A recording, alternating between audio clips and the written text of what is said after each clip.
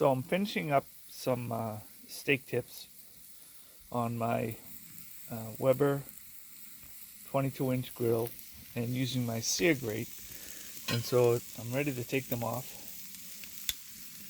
So I want to talk about a quick grilling tip that you may not even know you may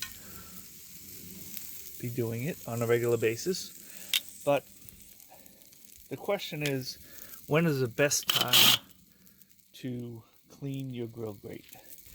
Well, I just took off the meat, and this is the time to clean it, when it's screaming hot, because things aren't caked on. It's the perfect time because everything is hot. I don't care what you use to clean it with, but this is the best time to do it. And what's great about this is that next time you use your grill, you won't have to clean anything, and it will be ready to go. This is a wire grill brush, but there are many different types of grill brushes you can use. But as you can see, that right now it is about as clean as it's going to get.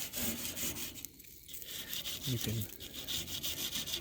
clean it up a little bit more later, but at least you've gotten most of the grill clean and you're ready for next time.